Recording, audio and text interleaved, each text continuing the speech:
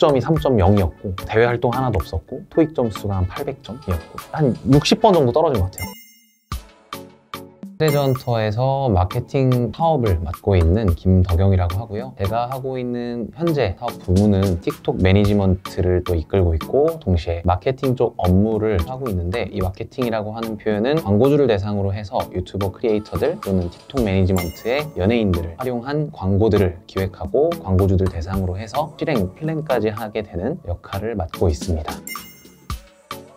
소박한 꿈은 하루에 한 가지만 생각하고 사는 게 제 소박한 꿈인데요. 아무래도 광고업계에 있다 보니까 하루에 한 100개에서 한 200개 정도의 해야 될 투두 리스트들이 정말 많은 것 같아요. 이것들을 다 해치우고 나중에는 하루에 한 가지 정도만 하면서 소박하게 살고 싶은 게 인생의 꿈이고, 현재 저는 커머스 MCN이라는 거를 업계에서 최초로 한번 만들어 보고 싶은 목표를 갖고 계속 활동을 하고 있는데요. 아무래도 기존에 커머스 쪽으로 일들을 시작을 했었고 그 이후에는 광고 쪽 사이드까지도 일을 배웠던 경험이 있었습니다. 그래서 최근에는 트레저 헌터로 오면서 커머스와 MCN, 광고 쪽이 결합된 형태로 광고를 기반으로 한 커머스 하는 것이 저의 가장 큰 목표와 비전이 되고 있는 상황입니다. 제 인생에서 처음 사회생활을 했던 거는 이제 신용보증기금에서 이제 금융 업무로 시작을 했었어요. 그래서 영업 쪽 팀에 있었어서 중소기업들의 재무 상태를 보고 실제 대출이 가능한지에 대해서 분석을 하는 업무였었고, 한 1년 되지 않는 기간이었지만 그때 배웠던 걸 바탕으로 해서 중소기업들 중에 특히 유통 쪽으로 일을 하는 회사들이 정말 많더라고요. 유통회사란 어떤 곳인가에 대한 관심이나 궁금증들이 많았었기 때문에 그때 당시에 제가 유통 쪽 일을 하고 싶었어서 백화점의 MD 직군을 지원을 계속해서 했던 것 같아요. 두 번째로 일을 했었던 회사는 갤러리아 백화점의 MD 직무였었고, 브랜드들을 관리하는 역할을 또 하기도 했었으면서 동시에 이제 세일즈 스태프들을 또 관리하는 인적 자원 관리 역할까지도 했었던 것 같습니다. 아무래도 제가 유통 생활을 하다 보니까 오프라인과 온라인까지도 더 알고 싶다라는 니즈가 강했어서 온라인에 대한 유통 환경까지 공부해보고 싶었던 마음에 도전했던 게 바로 이제 이베이 코리아의 MD 직군이었던 것 같아요. 마지막으로 MD까지 하고 나니까 제가 광고적인 기술이나 광고적인 어떤 교육을 받았던 경험이 없었고, 그 광고가 기본이 되지 않고서는 상품을 판매하는 데 있어서 촉진시키는 방법을 잘 알 수가 없더라고요. 그래서 이제 도전했었던 게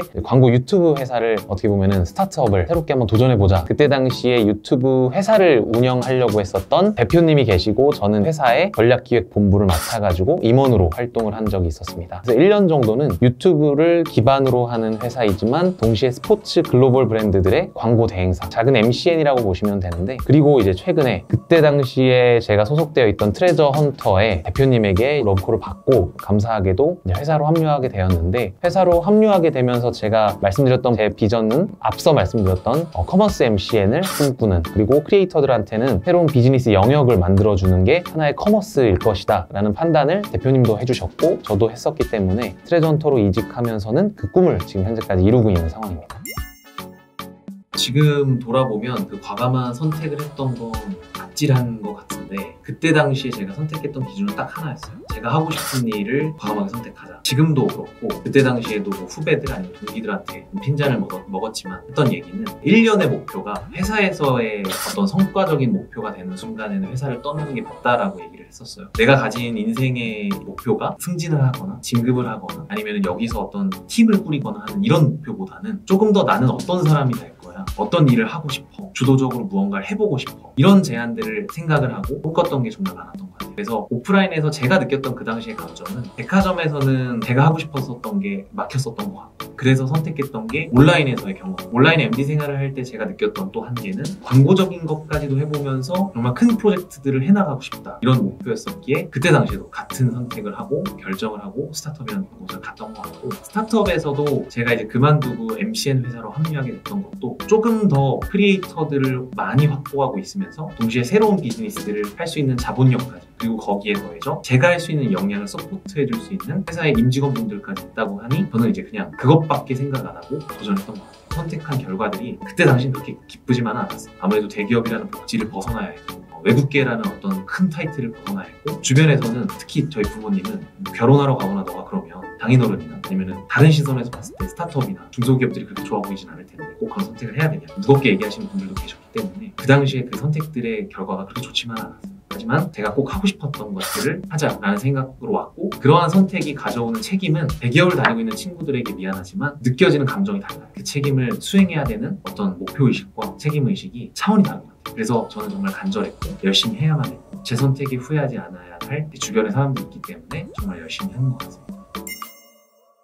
실제 하고 나면 길이 보인다라는 거는 굉장히 결론적으로 제가 생각하는 방향이랑 맞는 것 같아요. 돌이켜보면 저도 그런 생각을 갖게 된 시점이라는 건 존재했던 것 같아요. 그 시작점이 제가 개인적으로 네이버 블로그를 하는데, 그 블로그를 하게 된 케이스가 지금 이 유튜브 채널의 취지랑 똑같았던 것 같아요. 그러니까 저도 대학교 때 어떤 일을 하고 살아야 될지, 좋아하는지 전혀 모르는 상태에서 취업을 했었고, 오프라인 백화점을 갔지만 사실 그렇게 행복하지만은 않았어요. 그 오프라인 현장이라는 것이. 고민을 정말 많이 하고 이런 고민을 하는 친구들이 저랑 같은 스트레스나 저와 같은 고민을 하지 않기를 바래서 블로그에서 처음에 유통업 취업 강의를 했었던 것 같아요. 그때 제가 블로그를 잘 한 것도 아니고 블로그를 처음 시작했는데, 그때 당시에 그런 강의들을 열면서 후배분들한테 그냥 무료로 강의를 하고, 후배들이 취업을 하면서 그 친구들이 다시 그 글에 댓글을 달아주고, 또 다시 그게 커뮤니티 활성화가 돼서 인기를 좀 얻게 돼서 대학교에서 강연 제안들이 들어오면서, 그때 제가 광고 시장의 매력을 굉장히 많이 느꼈던 것 같아요. 백화점에서 업무는 했지만 제가 가진 선한 영향력으로 인해서 제가 본의 아니게 광고 시장 그리고 교육 시장에까지도 발을 뻗친다라는 어떤 시작점, 거기서 이제 시작을 했던 것 같고, 그러다 보니까 길이 자연스럽게 광고에 대한 관심으로 점점 넓혀졌던 것 같아요. 결론을 다시 이제 요약하자면, 물론 어떤 고민도 실행 없이는 해결할 수는 없다. 다만 그 실행을 함에 있어서 단순하게 주어진 것에서 벗어나서 한번 본인이 해보고 싶은 것도 바쁘더라도 노력을 한번 해보면 거기서 얻어지는 결론들이 생각보다 굉장히 매력이 있고 내 인생을 의미 있는 걸로 바꿔간다라는 거는 반드시 증명이 된다고 생각합니다.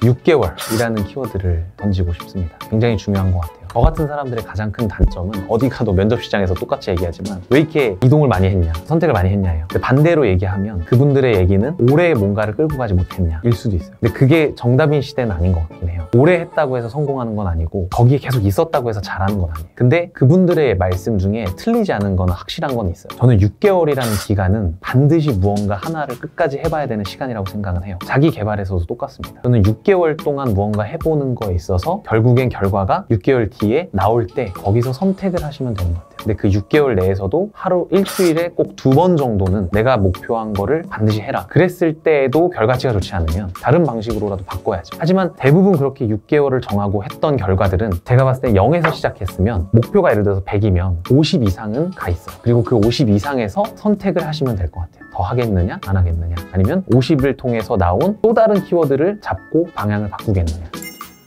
너무 간절함이 비슷한 것 같아요. 저도 그때 당시에 학점이 3.0이었고 대외 활동 하나도 없었고 토익 점수가 한 800점이었고 한 60번 정도 떨어진 것 같아요. 그럼에도 불구하고 그때 당시에 저는 목표가 어디든 가자였어요. 내가 좋아하는 일이고 상관없고 어디든 가자였었고, 정말 운이 좋게 인턴으로 갔더니 거기서 새로운 시작점들이 발견됐던 것 같아요. 근데 제가 조금만 더 이제 뭐 부연 설명하면, 제가 최근에 식사 자리를 갔는데 그 옆자리에 부모님이랑 어떤 대학교 마지막 학년의 학생이랑 밥을 먹는 자리였는데, 그 친구가 인턴을 하고 싶어요 라고 얘기를 하는데, 부모님은 너가 1년 정도라도 준비를 하고 대기업에 취업을 하거나 이렇게 했으면 좋겠다라고 하는데 그 친구의 얘기는 들리지가 않더라고요. 그때 옆에서 해주고 싶었어요. 자신 있게 하셔라, 과감하게 해보셔라. 그런 고민들을 하고 있는 친구들이라면, 또는 직장을 다니고서도 같은 고민을 할 수 있거든요. 그런 고민을 하시는 분들이라면 언제든지 저한테 연락 주셔도 좋고, 두 번째는 지금 하시는 거에 의심을 하지 마시고, 특히 그게 좋아하는 일이고 하고 싶으셨던 일이라면 하시고, 정말 거기서 끝을 볼 수 있는 6개월이라는 시간 동안 해보셨을 때에도 답이 나오지 않는다면 그때는 진짜 돌아가셔라. 근데 다만 제 경험상, 그리고 지금까지 추천을 했었던 이유, 6개월 이상 하고 끊임없이 노력을 하고 했을 때 반드시 결과물들은 본인이 원든 원치 않든 다가오게 되어 있는 것 같아요. 이 힘든 시기에도 꼭 이겨내셨으면 좋겠고, 반드시 꼭 하고 싶은 일들을 해 나가셨으면 좋겠습니다. 감사합니다.